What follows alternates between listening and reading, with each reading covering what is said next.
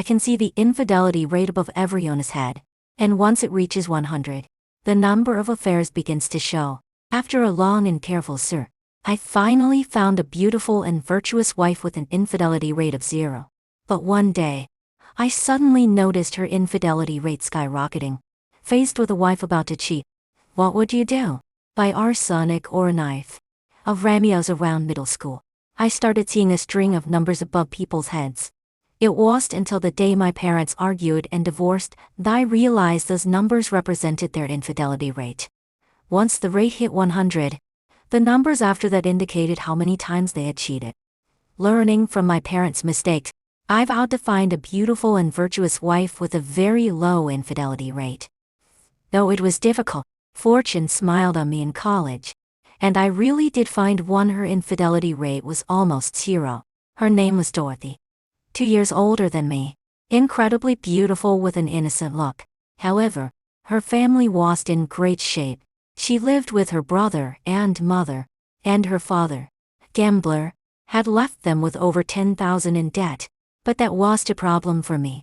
Over the years, I had secretly made a lot of money thanks to my ability to see infidelity rate. A woman with an infidelity rate close to 0 is extremely rare. And I was determined not to repeat my parents' mistake. I pursued her fiercely, even helping her pay off the family debt. After marriage, she was indeed the virtuous and capable woman I thought she'd be. Always gentle with me. For the first time since my parents' divorce, I felt the happiness of having a family again. But about a week ago, my gentle and virtuous wife's infidelity rate skyrocketed overnight from 0 to 40. At first, I didn't think much of it, as sometimes even watching short videos of attractive people can affect this number. For example, one of my best friends, despite being married, would see his infidelity rate fluctuate between 30 and 50 just from watching videos or pictures of beautiful women. However, something started to feel off. My wife's numbers kept steadily increasing. Within 5 days, it jumped from 40 to 80. This meant she was only 17 away from actually cheating. I couldn't sit still any longer. I started recalling moments when Dorothy was sneaking around at night, texting or calling someone. She claimed it was her best friend, but I noticed her nervousness and forced calm. Initially, with her near 0 infidelity rate, I naively believed her. But now, I'm almost certain she's chatting with another man. The more I thought about it, the angrier I became. After years of hard work, I became the CFO of a finance company at just 25. With a bright future ahead, I had bought a car. And even paid to renovate her family's home. I had treated her as well as I possibly could.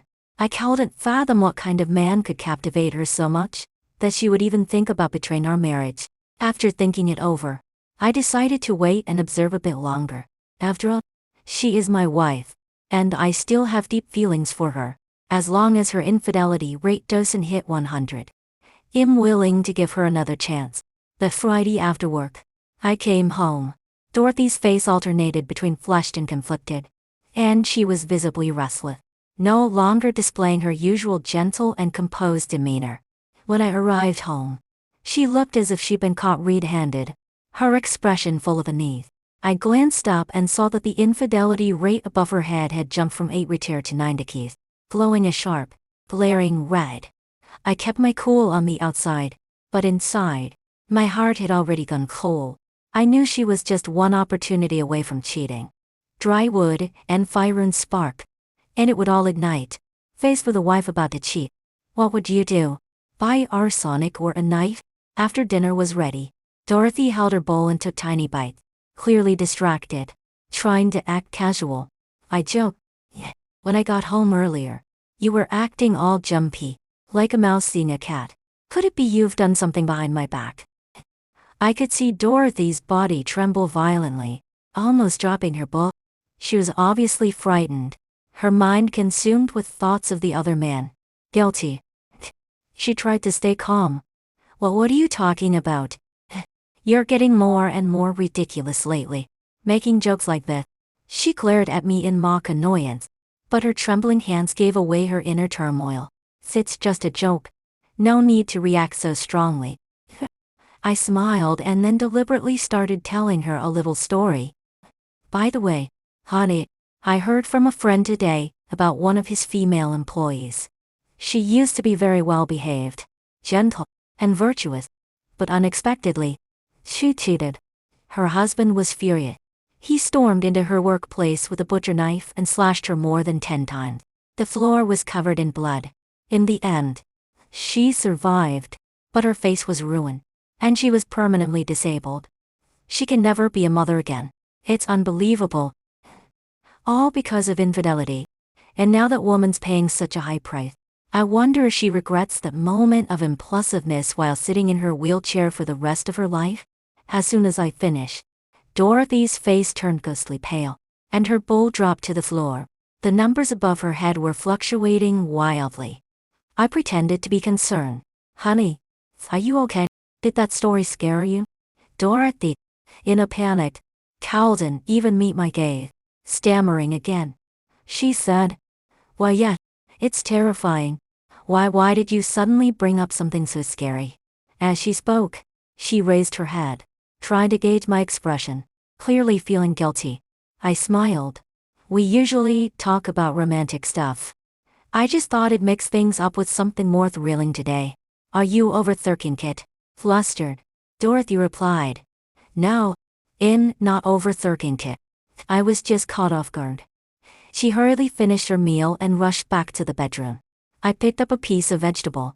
Smirking coldly, I had told her that story as a warning. Hurtfully, after all, I still had deep feelings for her.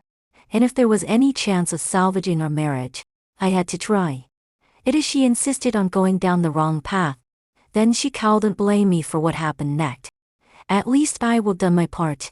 Over the next few days, Dorothy indeed became much more obedient, as gentle and considerate as she used to be.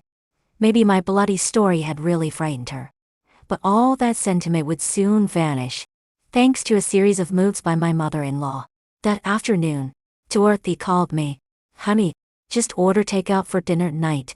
I'm heading over to my mom's. Going back to your mom? Going on? Should I come with you? No. No need. Nothing's wrong over there. I'm just visiting my mom. You've got work to do anyway, so no need to accompany me. I did have some things to take care of at the office and couldn't leave right away, but I thought I'd pick her up after work. After finishing up, I immediately drove toward her mom's place. 2 hours later, I arrived at my mother-in-law's house. When she saw me, her face full of disdain. Why are you here? I was used to her attitude by now, though it still rubbed me the wrong way. Swallowing my discomfort, I replied. Dorothy was in such a hurry to come back. I got worried something might have happened and came to see if I could help. By the way, isn't she home? Where is she? I knew my mother-in-law's temperament. I spoke quickly and to the point, wanting to avoid unnecessary entanglement. My mother looked visibly annoyed and said bluntly, Dorothy, she already went home. I just twisted my ankle. It's no big deal. Why bother coming? But, how dare you come to your mother-in-law's house without bringing a gift? Is that how a son-in-law should behave? And my ankle's injured. So hurry up and transfer me 20. So I can buy some supplements to recover. As she spoke, she whipped out her phone and pulled up the payment QR code. All in one swift motion. I was infuriated. Every time I come to my mother-in-law's house, she finds an excuse to ask for money. Anywhere from 1,000 to tens of thousands. Always so entitled. It's normal to show respect to elders. And I'm not short of money. But it feels like extortion. Who would be happy to put up with that? After everything I've done for you these years, you've clearly become the greedy. Do you think just because I married your daughter, you have me wrapped around your finger? The more I thought about it, the angrier I became. But there was nothing I could do. In the end, I still transferred the money. If I didn't, she might not even let me leave peacefully. And that would just be a waste of my time. After receiving the money, my mother-in-law beamed with joy, not even glancing at me as she briskly walked back into the house and shut the door. She was walking perfectly thin and a trace of a twisted ankle. My expression turned cold. It was obvious she hadn't injured her ankle. What were these two women up to? Filled with suspicion, I drove home, arriving around 11 p. When I opened the door, Dorothy was already fast asleep. Content smile on her face, though her brow showed signs of exhaustion. I glanced at the number above her head, and my pupils instantly contracted. The percentage had transformed into a solid number 4. This number no longer represented the probability of infidelity, but actual instances of cheating 4 times in one night. I used to think that choosing a wife with a low infidelity rate would prevent something like this from happening. But now it's clear that what's meant to happen will happen. A low infidelity rate at one point doesn't guarantee anything in the future. And I had a strong feeling Dorothy and my mother-in-law had been scheming together. Sending me to her mom's was just a cover, giving Dorothy time to meet her lover. She thought she had executed everything flawlessly. But little did she know that the numbers above her head had already betrayed her. Dorothy, since you've betrayed me, don't blame me for what happens next. From that point on, I acted as though nothing had happened, going to work and coming home like normal. Then naturally took the phone away, smiling as he said, "You never used to watch these kind of emotional videos." Acted like everything was fine, showing no signs of guilt. In reality, Dorothy cowed and hid her desires anymore. Next to the glaring red fur above her head, a new percentage had appeared 990. That meant she was ready to cheat against one. And probably more than one. No man can tolerate being betrayed by his wife, and neither could I. But this time, I didn't intervene. The first time I was cheated on, it was because I was naive and caught off guard, unable to prevent it. I allowed it to happen to gather evidence. I had already hired a private investigator to look into things for me. I wanted to see who was helping Dorothy cover for her this time. Sure enough, it was her brother. Then naturally took the phone away, smiling as he said, "You never used to watch these kind of emotional videos." He called me during work. Unbelievable, whole family working together. These ungrateful leeches live off my money, using my resources, and then turning around and stabbing me in the back. It was truly disheartening. Ungrateful bulbous tuts all they were. Of course, I cowed and refused Bald's request. After all, I was waiting for Dorothy's infidelity to be documented and sent straight to my phone. That would be undeniable evidence. Bald was just like his mother, constantly trying to squeeze money out of me. I humored him until late into the night, finally returning home around 2. Dorothy was already asleep, but the number above her head had changed from 4 to 7. What? Well, 3 more times in one night? Just then, my phone rang. It was the private investigator, sending me to file. They were labeled first affair and second affair, and inside were piles of photos and several videos. When I saw the face of the man in the pictures, I paused, then smirked coldly. "So it's you.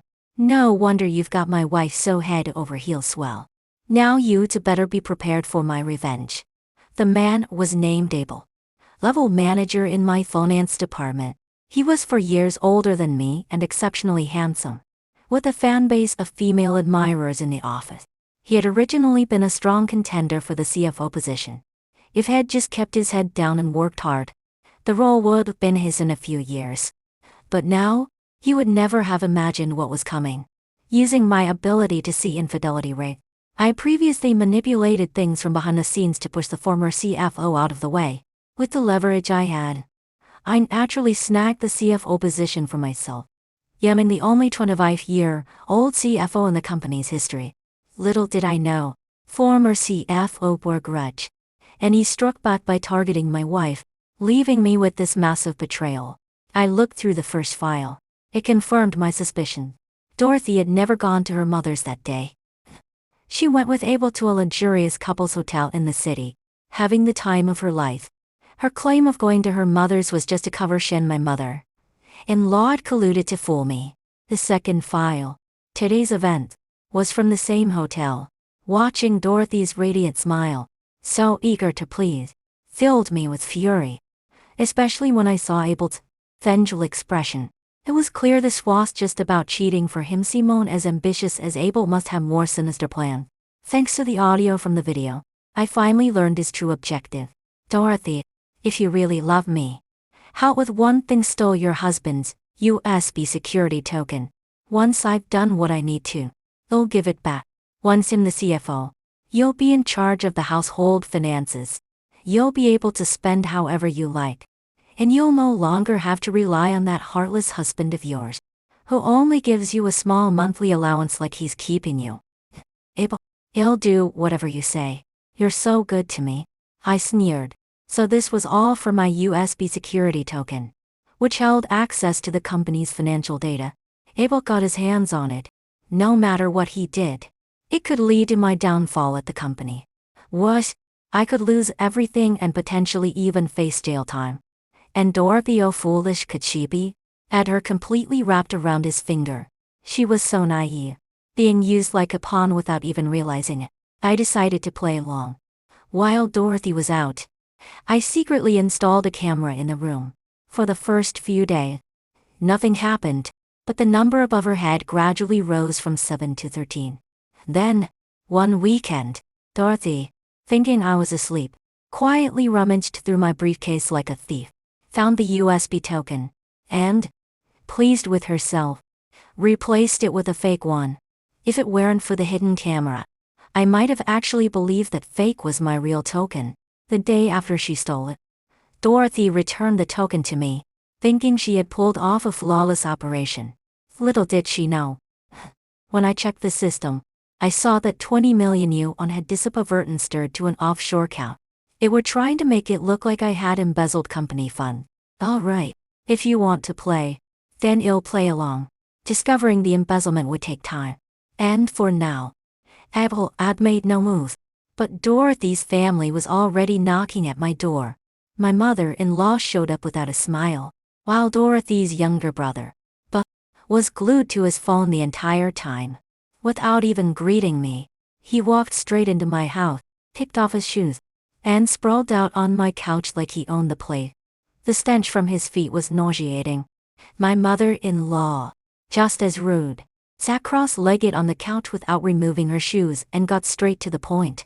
Bailey, Bald has been with his girlfriend for a long time now. It's time they get married, she said. That girl's from the city, and there's no way they can live with an old woman like me in the countryside. You'll need to buy Bald a house in the city, something like what you have here. And the car he's been talking about, a Maybach. You'll need to buy him one of those too, so they can have something fancy for the wedding. Also, the bride price can't be less than 500 yuan on. Bald may have a job, but the one you found for missing grade's only making a little over 10 yuan a month. And dates and everything. He can't save any money. So all of this is on you. Don't leave anything out. She was barking orders, giving me no room to refuse. Watching her greedy face, I smirked coldly. Ever since I married Dorothy, I treated her family generously, getting them expensive gifts on holidays, helping them build a house, and finding Bald a job that paid over 10 yuan a month. I even bought him a car. But it was never enough. They'd grown more and more greedy. My once frail, skinny mother-in-law had now put on weight, proof of how much they'd been leeching off me. Originally, for Dorothy's sake, I didn't make a fuss. After all, with my ability, I could easily support them. But now it's different. They teamed up to deceive me, and still want to squeeze more money out of me. Dream on. Mom, isn't this a bit much? It's just a wedding. Why does it need to cost so much? Ma's face darkened, and she snapped. Are my words no longer valid? Now that you've made it big, you're not even willing to spend a little money on your brother-in-law. My brother-in-law also looked displeased, his eyes full of disdain. Brother, you're a CFO now, making millions every year. Don't be. Dorothy quickly chimed in. Dear, with your ability, it won't take long for you to earn it all back. He's my only brother. Can't you just do it for me? Faced with their greedy stares, I only said 2 words: no money. Upon hearing that, La slammed her teacup to the floor, shattering it into pieces. Dorothy, is this the good husband you found? You didn't listen to me now. He's really out of control. I'd known he was such an ungrateful wretch. I never would let you marry this scoundrel. Bald glared at me with disgust, even hatred. Bailey, you're not fit to be my brother-in-law. And a Maybach, how much could that possibly cost you? I bet you don't even love my sister anymore. Dorothy looked at me with her sad puppy dog eyes, on the verge of tears. As if they could fall at any moment. They all seemed to believe that. Because I'd been doting on Dorothy for years and almost always said yes to her request. I must be completely in love with her. As long as they used Dorothy against me. They thought I'd agree to anything. But they were wrong. In my mind. If someone treats me well, I treat them well. If someone betrays me, I won't hesitate to strike back. After all, as the old saying goes, how can you repay kindness if you repay grievances with kindness? That's a principle I've always lived by. Since they're so greedy, they'll have to pay the price for it. They'll agree to your demands. Oh, really? You can't go back on your word. Bald's excitement was written all over his face. I nodded and smiled. Of course, it's true. You're my wife's little brother. My brother-in-law. For her, I'm willing to do anything. Dorothy looked touched and hugged me, but the 90-free infidelity rate above her head didn't budge. It was all just an act. Law could barely contain her excitement, though she still tried to put on an air of authority, saying, "That's more like it. If you couldn't even meet these simple requests, then you'd no longer be worthy of being my son-in-law." As I looked at their greedy, insatiable faces, I sneered inwardly, but on the outside, I let out a helpless smile. It's just that the company's finances have hit a little bump, so I really don't have the money right now. Bald's smile froze, and then he grabbed my collar in a fit of rage. "You're playing me," I hurriedly explained. Then naturally took the phone away, smiling as he said, "You never used to watch these kinds of emotional videos. You've misunderstood. It's like this: the company's accounts have a small loophole, and to fix it, I had to pour in all my personal funds. It'll take about a week for everything to return to normal. Once it does, not only will I get all my money back, but I'll also receive a huge bonus. Buying a house and a car will be no problem at all. Used to drop in the bucket. So what I'm suggesting is this: apart from the bride price, why don't you cover the down payment for the car and the house for now? Once my money comes through, I'll pay the remaining balance right away. How does that sound?" After hearing that, Bald seemed to think it made sense. My mother-in-law said, "But the down payment will cost quite a bit too. We don't have that much money on us." I smiled coldly inside and revealed my ultimate goal. "Then there's nothing I can do. But you could take out a loan. There are so many online loan options. And banks also offer mortgage loans. You could mortgage the house to the bank. Use that money to cover the down payment. And it'll pay off all the loans when the time comes." Anyone else might have said something was wrong, but not these greedy fools. They thought I couldn't live without Dorothy. They believed that with a little manipulation, they could completely control me, just like those desperate guys you see on the TV. Give them a tiny bit of sweetness, and they can't get enough. Give them a little bitterness, and they long for more. They thought I was exactly that type of person because my actions over the years had been far too similar. Once they agreed, I immediately took them to look at cars and houses, afraid that delaying things would lead to changes. My brother-in-law was absolutely thrilled. When the salesperson mentioned that someone else had shown interest in the same car and house, intending to make a decision tomorrow, he panicked.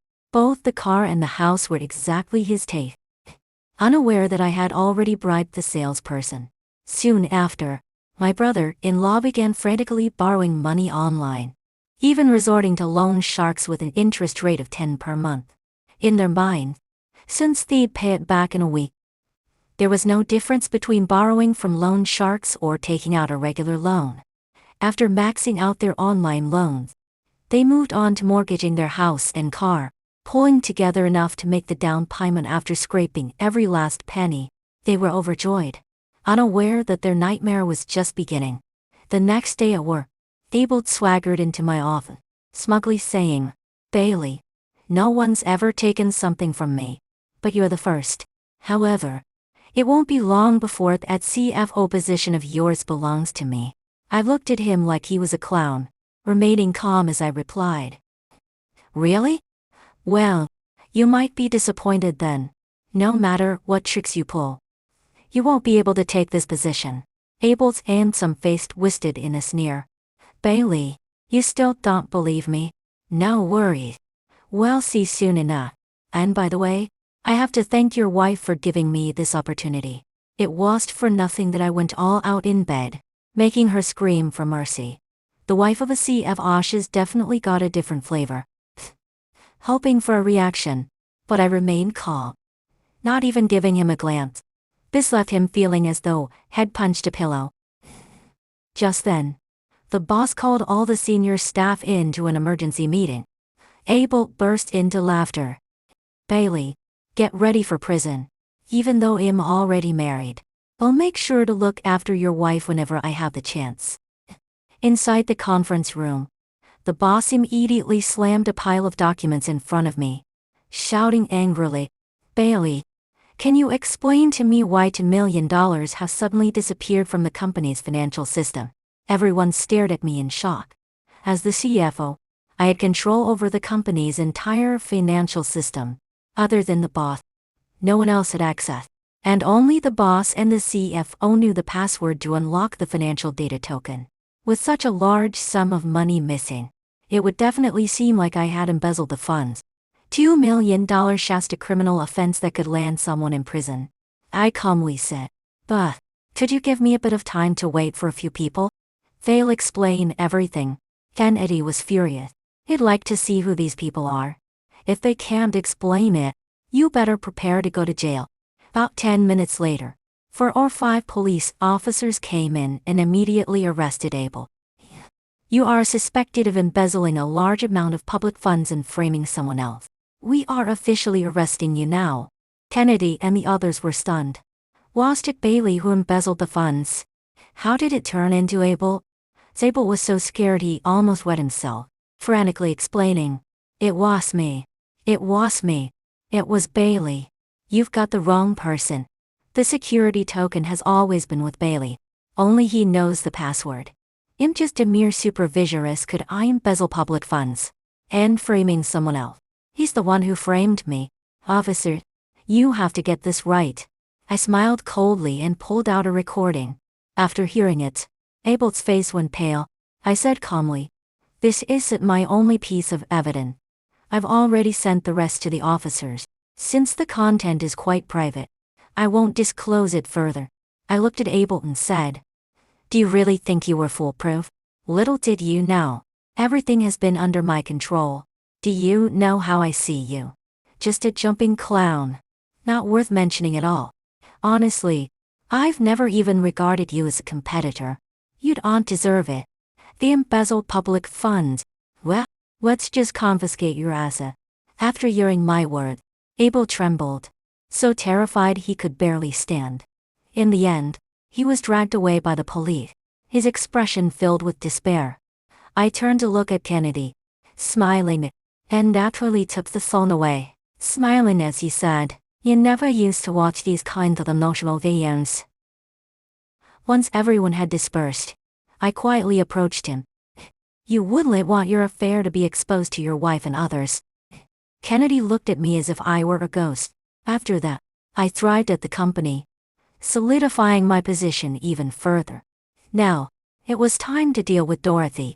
I hadn't confronted her on the spot before, fearing it would alert her to my plans. Now that Abel was in jail, I had no more worries. I immediately delivered a court summons to her. Dorothy's face turned pale, while my mother, Tara, was furious, her flabby face scrunching up as she rushed in front of me. Bailey, you scoundrel. What has Dorothy done to you? How could you treat her like this? You're going to divorce her using a court summons? If you don't explain yourself, I won't let this go. She raised her hand, trying to slap me. I smiled coldly and kicked her to the ground. Kara grimaced in pain, howling on the floor. Mom! Dorothy rushed to her side. Bald tried to come at me, but before he could make a move, I slapped him to the ground. I rubbed my hand and said infuriately, To be honest, I've never liked you all. If it weren't for the fact that you're Dorothy's mother and brother, do you think I would have treated you well? For all these years, you've been so greedy, taking so many benefits from me. You know how much you've gained while calling me heartless and ungrateful. Honestly, you're the ones who are the worst. I turned to Dorothy, coldly stating, The word divorce sounds too pleasant. It would be more accurate to say I'm leaving you. Why? Because you've been disloyal. Even helped your lover against me. I originally gave you a chance. The story from 2 weeks ago was your final warning. As long as you turn back, I wouldn't pursue it and could even grow old with you. I never expected you to be tempted and betray me in the end. Kara retorted sharply. Nonsense. I think you're just trying to put on a show, because you have someone else outside. Dorothy is gentle and virtuous. A perfect wife and mother. How could she be so despicable? If you're so capable, show me the evidence. She was betting that I had no proof. As long as I didn't have evidence, everything I said would be meaningless. I smiled coldly and said, Kara, you really are pitifully foolish. Would I go to court to sue without any evidence? I threw the photos at her face. The images were utterly disgraceful. Dorothy had still held on to a glimmer of hope.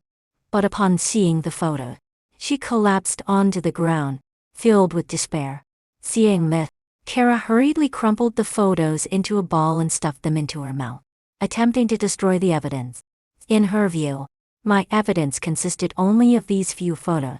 After she struggled to swallow, I taunted, Are you done? I have more if you want. I pulled out a thick stack. Kara was nearly driven mad with rage. After a long pause, Kara finally said, Fine, Dorothy. If you want a divorce, then let's get one. We're not afraid of him. After all, half of his assets belong to you. And with your looks, you'll definitely be able to find a wealthy husband again. Bald chimed in. Exactly. Don't be sad. He still has the villa and the payment for the Maybach, along with the loans that he hasn't paid off for. By then, we'll still be millionaires and won't have to look at his face at all. Dorothy heard this and immediately reacted. His assets were community property. She was entitled to half, and with so many debts left unpaid, why should she care about his opinions? With that much money, not only could she find a wealthy husband, but she could even afford to keep a handsome young man. She stood tall, her infidelity rate flickering above her head. I almost laughed at their words. The payment for the villa? Interest loans you borrowed? Why should I pay for your debts? Kara sneered. You said it yourself back then. You won't back out of your promises. Will you? I chuckled coldly and replied. Who can prove that? Whether it's a loan or a down payment, those were borrowed in your name, not mine. You expect me to pay? Are you joking? They finally realized that I had played them. Kara shouted angrily. You bastard. I shook my head. None of you are bigger bastards than your greedy group. You all deserve this outcome. As for the division of assets, then naturally took the phone away, smiling as he said, You never used to watch these kinds of emotional videos. 9% of my property is considered premarital asset. Think you can take half of my money? You're dreaming. The only thing you can get is half of that 1%. Which I've calculated is only about 100,000. That little money you have won't even be enough to pay off your high-interest loan, right? Haha. Dorothy's eyes were filled with disbelief. Kara was so furious that her blood pressure shot up, and she fainted. Finally, the day of the court ruling arrived. The evidence was overwhelming. Dorothy was forcibly divorced from me, and she received only half of my 1% of the property, because the rest was all premarital asset. As for the loans they borrowed and the down payments they made, so they were deemed invalid. They completely fell apart. After leaving the courtroom, Dorothy rushed over, clinging tightly to me, tears streaming down her face, then naturally took the phone away, smiling as he said, You never used to watch these kinds of emotional videos. I'm sorry. I was wrong. I really was. I was deceived by Abel's sweet talk. I just made a mistake that any woman could make. Forgive me. I promise I will love you for life and be loyal to you forever. I will do whatever you ask and will never interact with any other man again. I looked at her coldly. The numbers above her head were rapidly decreasing. But that no longer mattered. Once unfaithful, always untrustworthy. There was no chance of forgiveness from me. Kara and the others knelt before me, crying and begging for forgiveness. their faces filled with regret. In the end, they were just regretting the loss of my financial support that had allowed them to live extravagantly. From now on, they would be drowning in endless debt. I forcefully pushed her away, completely ignoring Kara and Ball, who were pleading on the ground, and walked, severing all ties with them. With me gone, the quality of life for Kara and her family plummeted. They used to enjoy lavish meals, but now they could barely afford porridge with pickles. They faced constant pressure from creditors, especially the loan shark, who often resorted to threats and intimidation. Some even came to their door to demand money, robbing them of everything they had. Soon after, they lost their house to the local bank due to unpaid loans. Dorothy, if it weren't for you being seduced by that wild man, how could we have ended up like this? Bald lost his job. His girlfriend left him. And we lost everything. It's all your fault. All your fault. You're a wicked woman. You don't deserve to be my daughter. I will never forgive you. After saying that, Kara suffered a cerebral hemorrhage and died with her eyes wide open. Dorothy was filled with regret. Now, she was pale and emaciated, wearing ragged clothes. Her previous beauty had vanished completely. Even if she were to become a prostitute, no one would want her. She curled up under a bridge, remembering how well I treated her in the past, and sobbed uncontrollably. But there is no medicine for regret in this world. She would ultimately pay the price for her actions. As for me, I didn't have time to care how they were living. I was thriving now, with a successful career, and I had managed to take down the boss of the company. That financial firm officially belonged to me. Now that was true success.